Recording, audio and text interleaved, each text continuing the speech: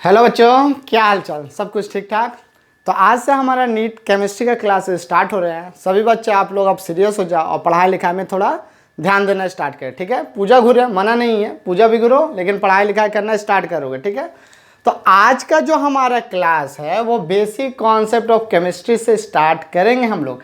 एकदम केमिस्ट्री के बेस से स्टार्ट कर रहे हैं, एकदम फर्स्ट क्लासेस है और आप सभी बच्चे ध्यान से अब पढ़ना स्टार्ट करेंगे अगर आने वाले वक्तों में आपको नीट का रिजल्ट करना है तो।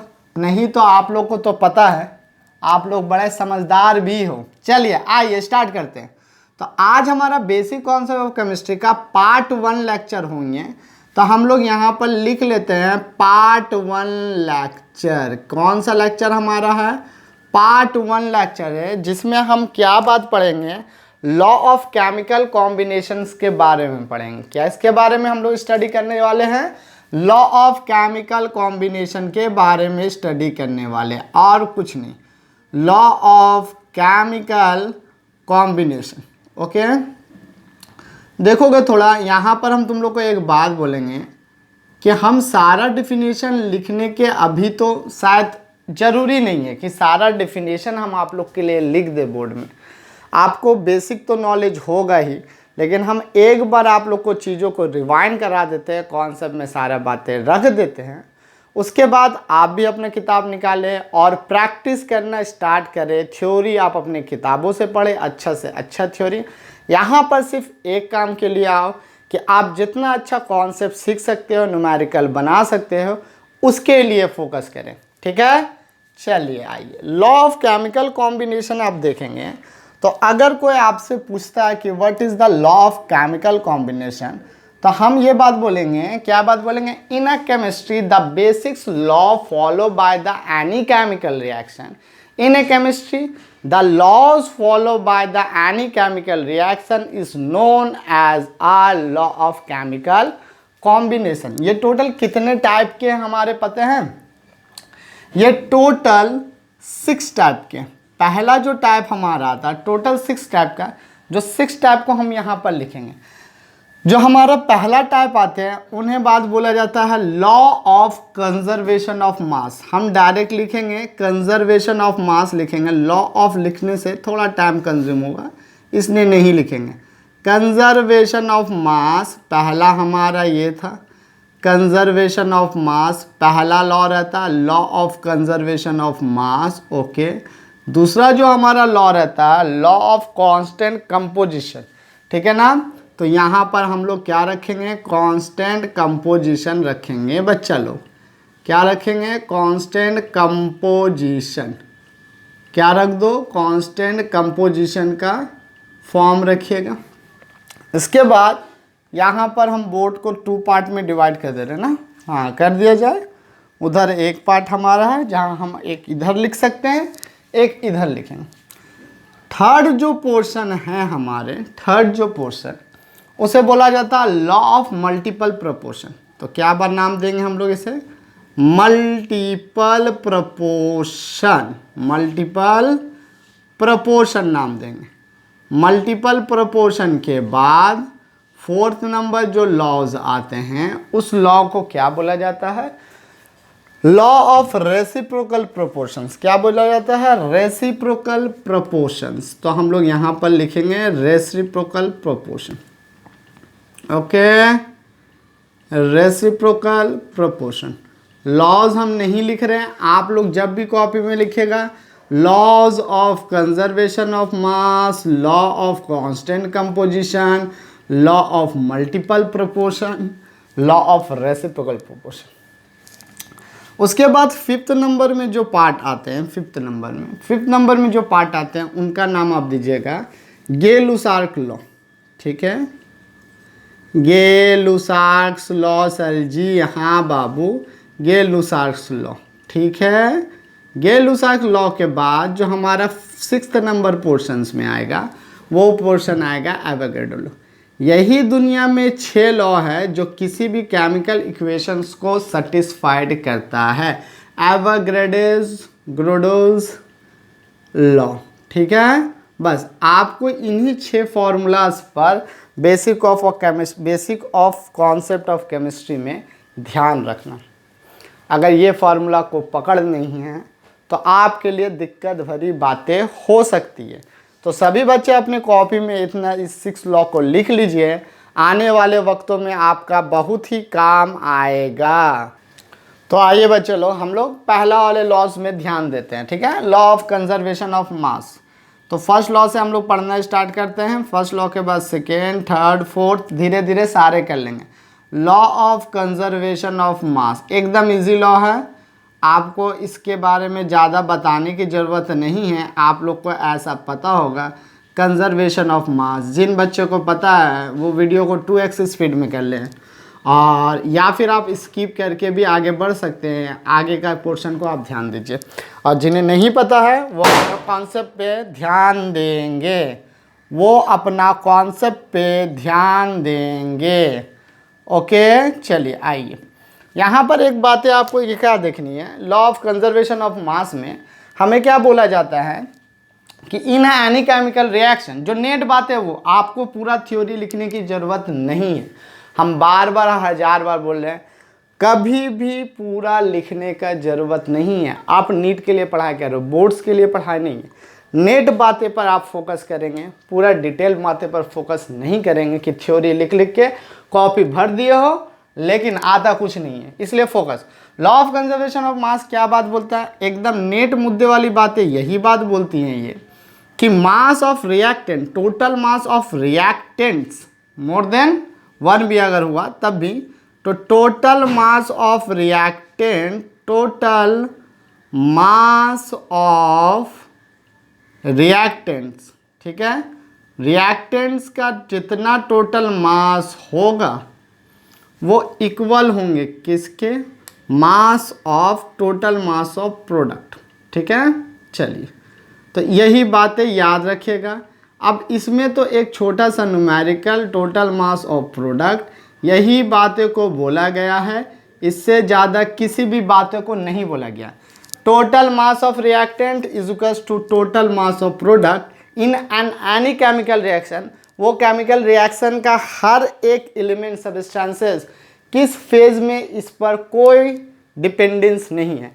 No matter in which phase element should be, element और कंपाउंड शुड बी लाइज, और reactant and product is lies, किस में रहता है उस पर कोई मैटर नहीं। अगर कोई मेरा केमिकल रिएक्शन है, जान के रखिएगा, हम लोग स्टैंडर्ड केमिकल रिएक्शन को हमेशा याद रखोगे। आज से मेरी ये बातें, बहुत जगह हम ये बातों को यूज़ करेंगे। Standard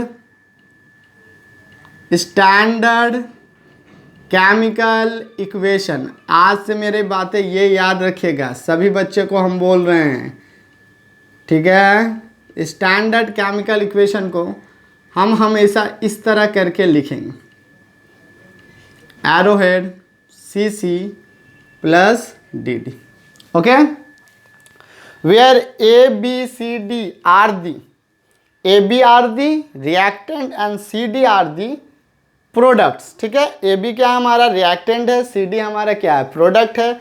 small a and small b are known as a coefficient of reactants means A and B, और स्मॉल c या small d coefficient of product C and D respectively known से जाना जाता है। तो अगर हम लोग यहाँ पर देखते हैं तो मान लो हमारे पास कोई केमिकल रिएक्शन स्टैंडर्ड हो रहे हैं, कोई भी एक स्टैंडर्ड केमिकल रिएक्शन हो रहा है, और इस स्टैंडर्ड केमिकल रिएक्शंस में मास of reactant A plus mass of reactant B जितना होंगे उतना ही किसका मास होगा, मास of reactant C plus mass of reactant D, capital D दीजिएगा, ठीक है। तो इसके बराबर होगा, ये बातें याद रखो, ठीक है। एक प्रॉब्लम इसके बेस पर देख लिया जाता है कि एक प्रॉब्लम, बच्चे लोग आप देख लोगे एक प्रॉब्लम कैसा हम देते हैं इस बेस पर प्रॉब्लम। तो प्रॉब्लम 1 ये है कि मान लीजिए कि आपके पास सोडियम बाइकार्बोनेट दिया गया है, मतलब एक केमिकल रिएक्शन है, और जिन बच्चों को, एक बात इंपॉर्टेंट, जिन बच्चों को क्वेश्चन नहीं मिला है आप डिस्क्रिप्शन लिंक में जाइए, वहाँ पर आपको एक लिंक दिया गया होगा, उस लिंक से आप अपना क्वेश्चंस पढ़ सकते हो। तो देखिएगा फर्स्ट नंबर क्वेश्चन हमारा यही है, problem number 1, sodium bicarbonate reacted with acetic acid, है ना। सोडियम बाइकार्बोनेट रिएक्टेड कर रहा है एसिटिक एसिड से, और क्या चीज़ का फॉर्मेशन करता है, दो चीज़ों का फॉर्मेशन करता है। पहला बनाता है कार्बन डाइऑक्साइड और दूसरा बनाता है रेसिड्यू। क्या बनाते हैं हमारे, रेसिड्यू बनाते हैं, ठीक है। ये कोई केमिकल रिएक्शन है। इस केमिकल रिएक्शन में सोडियम बाइकार्बोनेट दिया गया है 6.3 ग्राम, ओके। एसिटिक एसिड दिया गया है 15 ग्राम, reacted with the carbon dioxide, okay, and the form of the residue is 18 ग्राम। 18 ग्राम रेसिड्यू को बनाता है। क्या बनाता है, 18 ग्राम रेसिड्यू बनाता है। तो कार्बन डाइऑक्साइड कितना बनेगा आपको ये बताना है कि what amount of the carbon dioxide is produced in this following reaction. तो इक्वेशन हमारा क्या है, सीधा सीधी बात यही है। क्वेश्चन ये बात बोलने मांगती है कि सोडियम बाइकार्बोनेट जब एसिटिक एसिड के साथ रिएक्शन करता है तो दो प्रोडक्ट बनाते हैं, एक रेसिड्यू बनाता है और एक CO2 बनाता है। जहाँ पर रेसिड्यू 18 ग्राम से, कितने ग्राम से, 18 ग्राम से, अब तो कार्बन डाइऑक्साइड का अमाउंट कितना होगा ये बात बताइए। अभी बहुत आसान लग रहा होगा बच्चे लोग, हम बार बार समझा रहे हैं, लेकिन जब आपका एग्ज़ाम आएगा ना तो यही सब सम्स आप लोगों को टफ लगने लगेंगे, तब आप इन बातों को समझिएगा, तब आप इन बातों को जानिएगा कि कैसे हमें करना है, क्या करना है। तो आइए देखिए इस प्रॉब्लम को हम लोग कैसे सॉल्व करेंगे। इस प्रॉब्लम को सॉल्व करने के लिए आप लॉ ऑफ कंजर्वेशन ऑफ मास का प्रॉपर्टी लगाओ। सीधा सीधे किसका प्रॉपर्टी लगाइए, लॉ ऑफ कंजर्वेशन ऑफ मास का। हमें क्या पता है, सिंस वी नो डैट, हम लोग ज़्यादा कुछ नहीं लिखेंगे, mass of reactant is equal to mass of product. तो हम तो ये बात बोल सकते हैं mass of sodium bicarbonate 1 number, ठीक है। सोडियम पूरा लिखने की ज़रूरत है, नहीं ज़रूरत है ना। मान लो इसे हम 1 बोल रहे हैं, देखिएगा पूरा लिखने की ज़रूरत नहीं है, टाइम लॉस करके कोई फ़ायदा नहीं। मान लो ये 1 है, ये 2 हमने लिया, ये 3 लिया, नेमिंग कर दे रहे 4। तो मास ऑफ 1, क्या करो, mass of 1 reactant plus mass of second reactant is equals to mass of third product mass of fourth product. अगर सब बराबर होता है, मास ऑफ 1 रिएक्टेंट कितना हमारे हो जाएंगे पता है, मास ऑफ 1 रिएक्टेंट कितने होंगे, मास ऑफ 1 रिएक्टेंट देखोगे तो 6.3 ग्राम रख दीजिए, 6.3 ग्राम प्लस ये कितना है 15 ग्राम, 15 ग्राम रख दीजिए, इक्वल टू CO2 का पूछा गया है तो CO2 का मास 3, मतलब मास ऑफ CO2 का मास कितना बनेगा उसे देखो, और रेसिड्यू कितना था हमारा 18 ग्राम था। अगर 18 ग्राम हो चुका है तो यहाँ पर आइए और देखिए ये मिलके 6.3 ग्राम बना लेगा। कितना बना लेगा हमारा 6.3 बोल रहे, 15 प्लस 6.3 कितना हो जाएगा बच्चे लोग 21.3। ये 18 उधर चलेगा, कितना हो जाएगा sir 18 is equals to mass of CO2। Therefore mass of CO2 कितने के बराबर होंगे, mass of CO2 is equals to 21.3 minus 18 is equals to 3.3 gram. That's mean कितना ग्राम CO2 बनेगा 3.3। छोटा सा प्रॉब्लम है, कुछ हार्ड तो नहीं बताएंगे प्रॉब्लम में, लेकिन बस आपका सिलेबस के अकॉर्डिंग थोड़ा सा चलना है, तो आपको ये बातें जान के रखनी। चलिए आइए दूसरे लॉ में आते हैं और बातें करते हैं।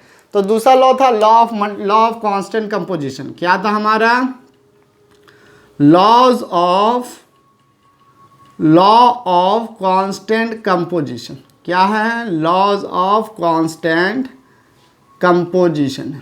चलिए लॉज ऑफ कांस्टेंट कंपोजिशन अगर हम करते हैं तो इस लॉ में क्या बोला गया था आपको पता है, इन any compound the ratios, in any compound the ratio of the element, the ratio of the mass of the element is always fixed।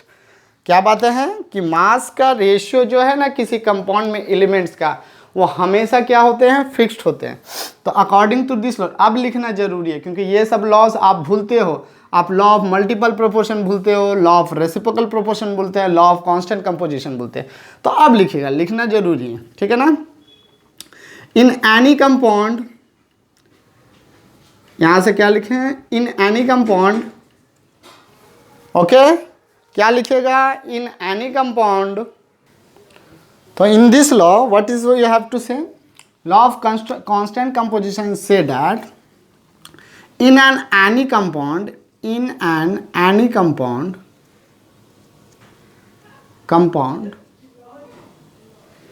ठीक है, the ratio of masses of element, the ratio of masses of element, masses of element,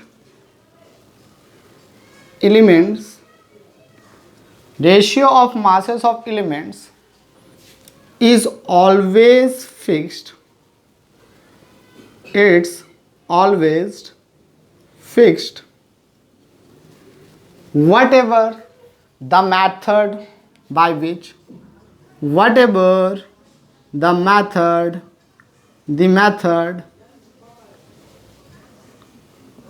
by which compound is formed, by which compound is formed, क्या हो, कोई भी ऐसा method हो जिससे compound बन रहा, कंपाउंड इज फॉर्म्ड। कंपाउंड अलग अलग प्रोसेस से बने, पर जो मासेस का रेशियो है ना, वो हमेशा किसी कंपाउंड में एलिमेंट का मासेस रेशियो हमेशा फिक्स्ड रहता है, हमेशा क्या रहता है, फिक्स्ड रहता है।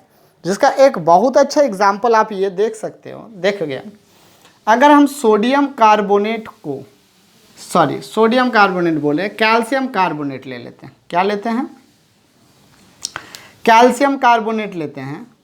तो कैल्शियम कार्बोनेट को अगर आप हीट कीजिएगा बच्चे लोग, कैल्शियम कार्बोनेट को क्या कीजिएगा, अगर हीट कीजिएगा तो आपको क्या मिलेगा, देखोगे कैल्शियम कार्बोनेट अगर हम हीट करते हैं तो हमें मिलता है कैल्शियम ऑक्साइड प्लस CO2, पहला, ये कैल्शियम कार्बोनेट को हीट करने से मिला, ठीक है। अगर हम यही प्रोसेस कैल्शियम कार्बोनेट का रिएक्शन HCl के साथ कराएं, एसिड के साथ हाइड्रोलाइसिस करते हैं, तब भी हमें क्या मिलेगा, देखिएगा ध्यान से बातें, तब हमें मिलेगा calcium hydroxide plus CO2 plus water, क्या मिलेगा, प्लस वाटर मिलेगा। तब भी कार्बन डाइऑक्साइड यहाँ पर एसिड हाइड्रोलाइसिस से मिला है, यहाँ पर हीटिंग प्रोसेस मिला, थर्मल डिकम्पोजिशन से मिला है। और तीसरे प्रोसेस में अगर हम देखेंगे, अगर हम डायरेक्ट कॉन्टैक्ट में ले जाते हैं बच्चा, किस में ले जाते हैं, डायरेक्ट कॉन्टैक्ट में, कि कार्बन का ऑक्सीडेशन कर दे रहे हैं in the presence of oxygen, तो ऑक्साइड बनाएगा। तब भी ये तीन प्रोसेस अलग अलग प्रोसेस है, पर तीनों प्रोसेस में कार्बन और ऑक्सीजन का जो केमिकल रिएक्शन है, कार्बन और ऑक्सीजन के साथ जो केमिकल रिएक्शन हमारा हुआ है, और कार्बन और ऑक्सीजन के साथ मिलकर जो कार्बन डाइऑक्साइड बना है, उनमें इनका रेशियो हमेशा फिक्स्ड है।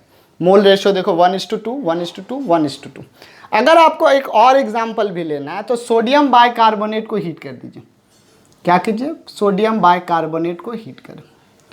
आप जैसे सोडियम बाइकार्बोनेट को हीट करेंगे, एक तो हमारे पास सोडियम का ऑक्साइड बन जाएगा, ओके, सोडियम का ऑक्साइड का फॉर्मूला N2O, ठीक है। उसके बाद हमारे पास वाटर निकल के आएगा H2O, और उसके बाद हमारे पास कार्बन डाइऑक्साइड निकल के आएगा, दिस वन पार्ट।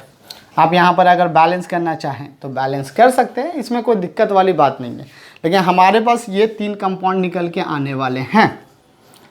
अगर ये तीन कंपाउंड निकल, ये बैलेंसिंग कर रहे हैं, और कुछ नहीं कर रहे बच्चे लोग, बैलेंसिंग का बात है, और कुछ नहीं है। कैल्शियम, यहाँ कैल्शियम क्लोराइड होगा, ऑक्साइड नहीं होगा, क्लोराइड बन के बाहर आएंगे हमारे।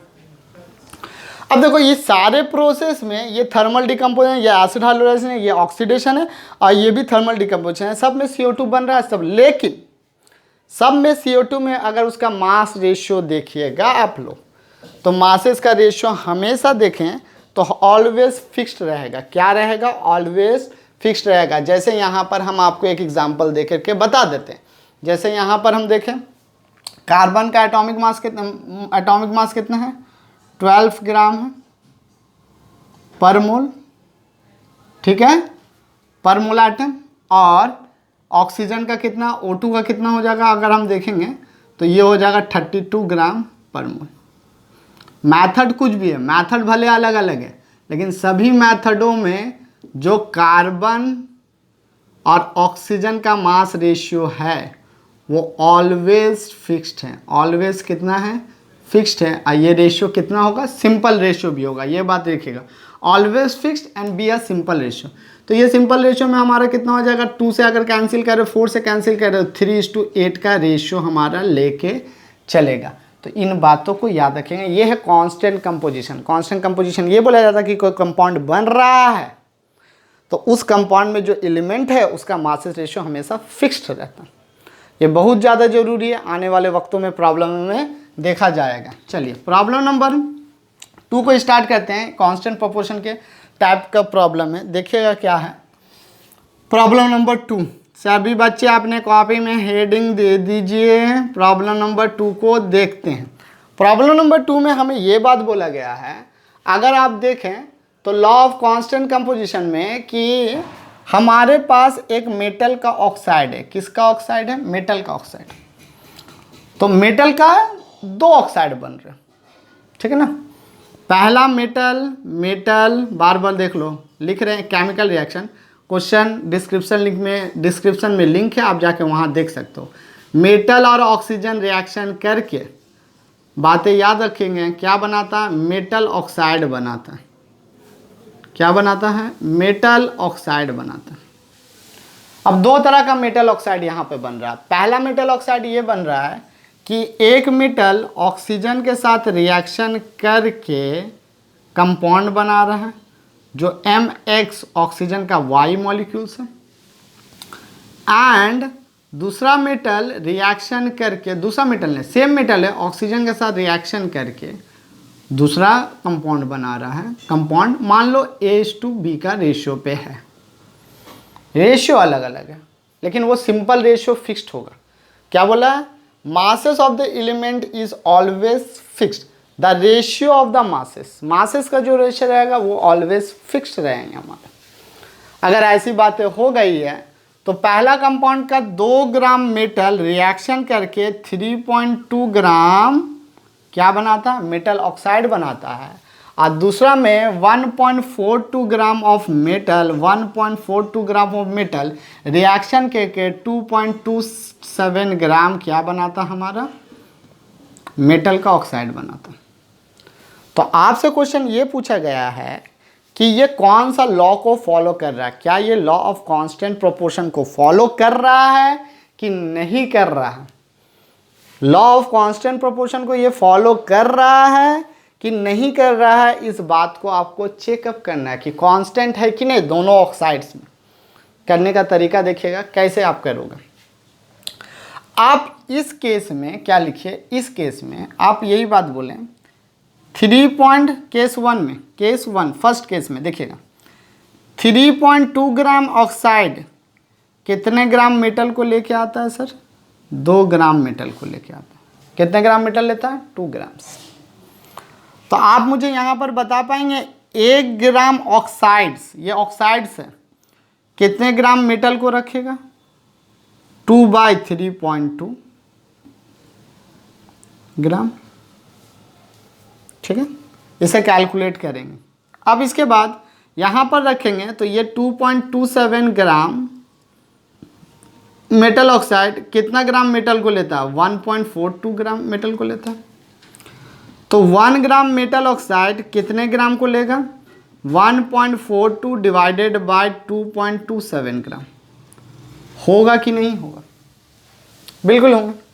इसे डिवाइड दे करके हमें क्या मिलने वाला है पता है, 3.2। अगर ये देखो तो ये आप रफ में यहाँ पर देख सकते हो, ये 20/32 हो जाएगा, 20/32 हो जाएगा। तो 2 से कैंसिल कीजिए तो हमारा 4 से 5 टाइम्स में चला जाएगा, 4 से 8 टाइम्स में चला जाएगा। अगर ये 8 टाइम्स में जाता है तो 100 ग्राम में निकाल सकते हैं। चलो 100 ग्राम में 8 को 5 से डिवीज़न दे, पता चल जाएगा। 8 5 से 0 पॉइंट, यहाँ पर देखिएगा 0, 8 6 48, 2 8 2 रख लेते हैं, ठीक है। 6 to 5 आएगा, आप डिवाइड करके देखें तो 0.625 ग्राम इस केस में।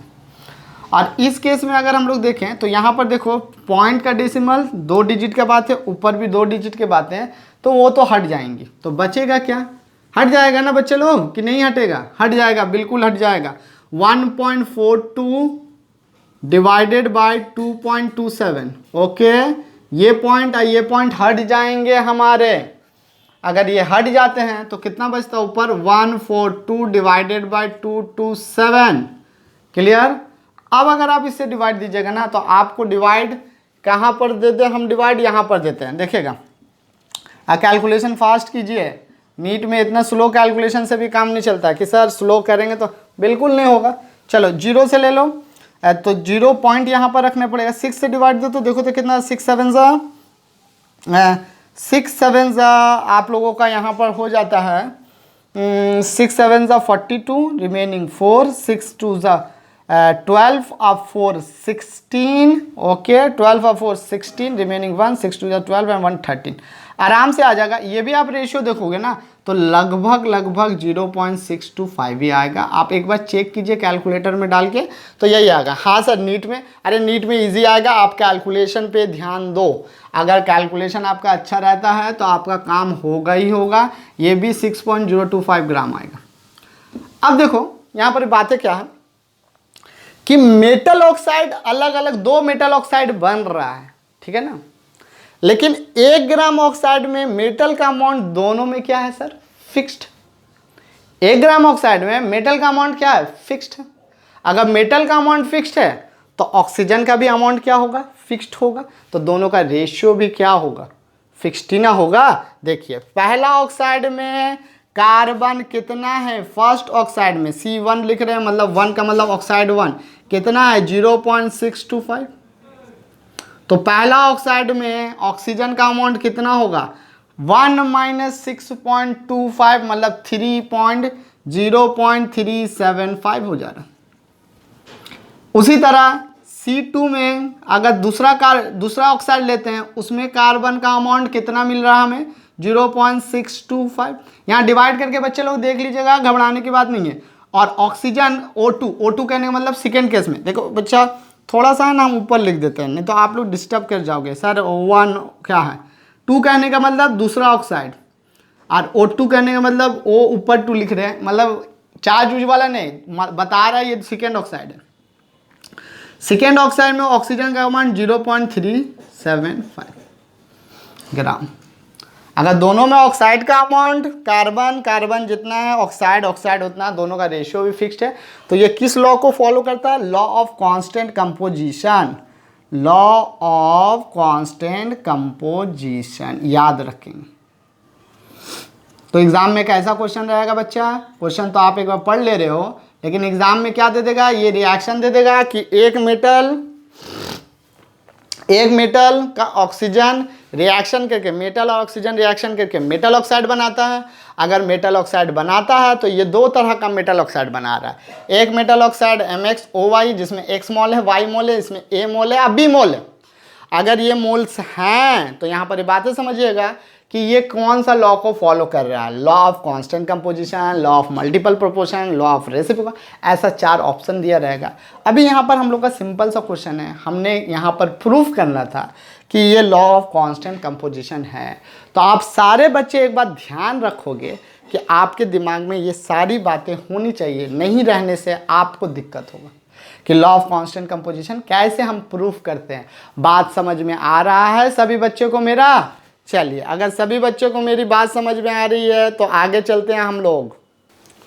तो आगे देखिए बच्चे लोग, ठीक है। अब यहाँ पर क्या हम लोगों ने कर लिया? Law of constant composition. तो यहाँ पर कुछ लॉ ऑफ कांस्टेंट कंपोजिशन के है ना, लिमिटेशन भी है कि लॉ ऑफ कांस्टेंट कंपोजिशन दुनिया के सारा केमिकल रिएक्शन में नहीं लगता है, कहीं कहीं इसका लिमिटेशन भी आ जाते हैं। तो अब हम लोग ध्यान देंगे कि लिमिटेशन क्या है। तो हेडिंग दीजिएगा आप लोग, limitation law of constant composition. Limitation of law of constant composition. इस पर कुछ लिमिटेशन है, देखो क्या क्या लिमिटेशन है। कांस्टेंट कंपोजिशन, इस पर कुछ लिमिटेशन है। वो लिमिटेशन क्या क्या है, उन बातों को आप देखिएगा। पहली बात है, अगर आप देखोगे तो ये लॉ वैसे कंपाउंड के एलिमेंट्स पे नहीं लगता है जिस एलिमेंट्स के आइसोटॉप्स एग्जिस्ट करते हैं।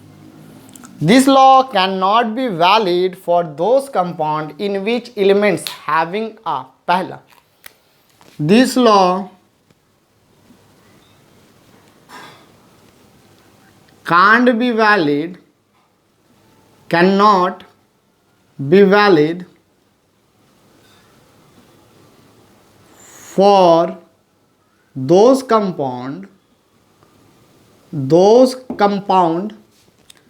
in which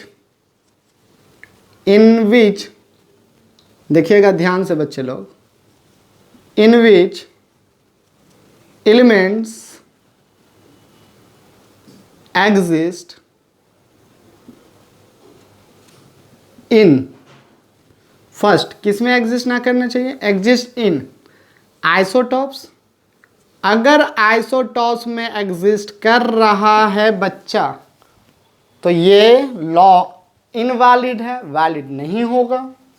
जैसे एग्जांपल आइसोटॉप्स, और दूसरा आइसोमर्स के लिए वैलिड नहीं है ये लॉ। आइसोमर्स के लिए भी ये लॉस वैलिड नहीं। सर एग्जाम्पल बता पाएंगे कि कैसे वैलिड नहीं है और क्यों वैलिड नहीं है? बिल्कुल, देखो क्या है एग्जाम्पल। आपको ये पहला टॉपिक पर देख ले, आइसोटॉप्स के ऊपर हम लोग बात कर ले। किसके ऊपर? आइसोटॉप्स के ऊपर। अगर पहला हम इन बातों को देखते हैं बच्चे लोग, तो हमें पता है कि कार्बन का कितना आइसोटॉप्स होता है। कार्बन के 2 आइसोटॉप्स होते हैं, C12 C14।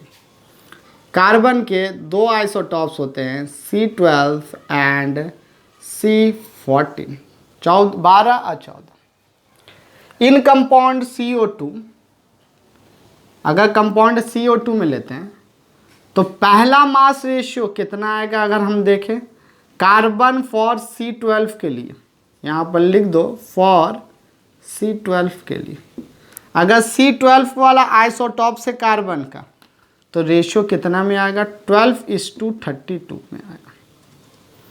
और फॉर यहाँ पर देखेंगे C14 वाला आइसोटॉप से, कितना वाला आइसोटॉप से? 14 वाला आइसोटॉप से, तो रेशियो कितना आएगा? यहाँ पर लिख के रखो, कार्बन इज टू ऑक्सीजन इजुकस टू, यहाँ पर लिख के रखो कार्बन इज टू ऑक्सीजन इजुकस टू 14:32। कैंसिल कीजिएगा तो देयरफॉर फर्स्ट केस में हमें मिलेगा कार्बन इज टू ऑक्सीजन इजुकस टू 6, 4 से कैंसिल कर रहे हैं, हाँ 3:8। एंड अगर आप यहाँ पर देखो तो कार्बन इज टू, ये का 2 से cancel, 7:16। 3:8 does not equal to 3:8, हम बोलेंगे कि नहीं इक्वल है 7:16 के। तो ये कैसा लॉ को फॉलो कर रहा है बच्चा लोग? ये लॉ ऑफ कांस्टेंट कंपोजिशन को फॉलो नहीं कर पा रहे हैं। बातें समझ में आई? पहला केस। दूसरा केस आइसोमर्स लेके चलते हैं हम लोग। आइसोमर्स सभी बच्चों को पता है ना किसे बोलते हैं? Isomers, those chemical compound which chemical formulas are same but the chemical structure are different. यहाँ पर लिख देते हैं, बहुत सारे बच्चों लोग को दिक्कत होगा। जिस बच्चे को पता है वो वीडियो को स्किप करे और आगे बढ़े। तो केमिकल फॉर्मूला सेम होना चाहिए। केमिकल फॉर्मूला क्या है? सेम है, बट केमिकल स्ट्रक्चर क्या है? डिफर। केमिकल स्ट्रक्चर हमारे क्या होंगे? डिफर होंगे, अलग होंगे, अलग। केमिकल फॉर्मूला सेम होगा, इक्वल टू ना दे, सेम दे, पर केमिकल स्ट्रक्चर क्या होंगे हमारे? डिफर होंगे, अलग होंगे। तो 2 आइसोमर्स का एग्जांपल आप बता पाएंगे बच्चे लोग? 2 आइसोमर का एग्जांपल। तो दो आइसोमर का एग्जाम्पल अगर हम बताते हैं तो दो आइसोमर्स इथाइल अल्कोहल और ईथर ले लें, डाइमिथाइल ईथर, ठीक है ना। तो देखो एक अल्कोहल का लेके आते हैं C2H5OH, ये क्या है हमारा इथाइल अल्कोहल है। एंड हम किसे लेकर के आते हैं, ईथर को लेके आते हैं, डाइमिथाइल ईथर, ये लेके आते हैं। ये दो ऐसे कंपाउंड हैं जिनका केमिकल फॉर्मूला सेम है बट स्ट्रक्चर क्या है, डिफरेंट है। अगर आप यहाँ पर देखोगे तो इसका भी फॉर्मूला तो इक्विवेलेंट तो ऐसे बोल सकते हैं C2H6O, और इसका भी हम लोग बोल सकते हैं C2H6O। क्लियर? कोई दिक्कत? बिल्कुल नहीं ना बच्चे लोग। किसी को भी किसी भी तरह का दिक्कत है तो हमें बोलेंगे। अगर आप बोलते हो, ध्यान से देखिए, यहाँ पर कार्बन, ऑक्सीजन और हाइड्रोजन का रिलेशन निकाले तो रेशियो क्या है बच्चा लोग, देखोगे इसमें रेशियो देखिएगा। केस 1 में कितना है हमारे पास, कार्बन, 2 कार्बन है तो कितना हो जाएगा, 24 हो जाएगा। हाइड्रोजन कितना है, 6 है, तो हाइड्रोजन का मॉलिक्यूलर मास कितना, मॉलिक्यूलर एटॉमिक मास से मल्टीप्लाई करें, और ऑक्सीजन का कितना है हमारा 16। ये अगर आप देखिएगा 2 से कैंसिल करो तो 12:3:8 इस रेशियो में। केस 1 मतलब किस केस में, इन इथाइल अल्कोहल C2H5OH पे, इथाइल अल्कोहल में, इन डाइमिथाइल ईथर में देखो C2CH3, देखिएगा इधर CH3OCH3 में अगर आप देख रहे हैं तो carbon ratio, oxygen ratio, hydrogen कितना का रेशियो है, कार्बन 24, हाइड्रोजन का रेशियो 6, सॉरी ऑक्सीजन का रेशियो, हाइड्रोजन का रेशियो, सॉरी यहाँ पर हमने गलती किया, ये हाइड्रोजन डालोगे, यहाँ पर हाइड्रोजन होगा, यहाँ पे ऑक्सीजन होगा, यहाँ पे हाइड्रोजन, यहाँ पे ऑक्सीजन, ये 16। देखोगे दोनों का रेशियो फिक्स्ड है, पर डिफिनेशन क्या बात बोला था कि कोई एक कंपाउंड में, किसी एक कंपाउंड में एलिमेंट का जो रेशियो रहेगा, मासेस रेशियो, वो फिक्स्ड रहेगा। पर यहाँ अलग अलग कंपाउंड में देखो डिफिनेशन क्या था, एनी वन कंपाउंड, क्या बात बोला था, एनी वन कंपाउंड में, किस में, एनी वन कंपाउंड में जो मासेस रेशियो है, मासेस का रेशियो जो है वो फिक्स्ड होगा किसी एक कंपाउंड में। पर यहाँ पर दो ऐसा कंपाउंड है, या दो से ज़्यादा भी हो सकता है, ऐसा कंपाउंड है जिसका मास रेशियो फिक्स्ड है, तो ये वायलेटेड करता है किसे, लॉ ऑफ कांस्टेंट कंपोजिशन को क्या करता है, वायलेट करता है, नहीं होने देता है। लॉ ऑफ कांस्टेंट कंपोजिशन ये बोलता है एक कंपाउंड, उसका एलिमेंट का मास रेशियो फिक्स्ड, अलग अलग कंपाउंड मास रेशियो फिक्स्ड है, तो इसका मतलब ये लॉ ऑफ कांस्टेंट कंपोजिशन को वायलेट कर रहा है। ठीक है, तो आज का वीडियो हम लोग यहीं तक रहने देते हैं बच्चे लोग। आप पूरा वीडियोस को देखोगे आराम से, सारा वीडियोस को कॉपी में लिख लोगे, लिखने के बाद नेक्स्ट लेक्चर आप लोगों का जल्दी आएगा। आप अपडेट रहिएगा यूट्यूब के साथ या फिर हमारे साथ अपडेट रहो, आगे पढ़ाई लिखाई करते रहो। फिर आपसे नेक्स्ट क्लास में मिलते हैं, तब तक के लिए बाय बाय। ओके।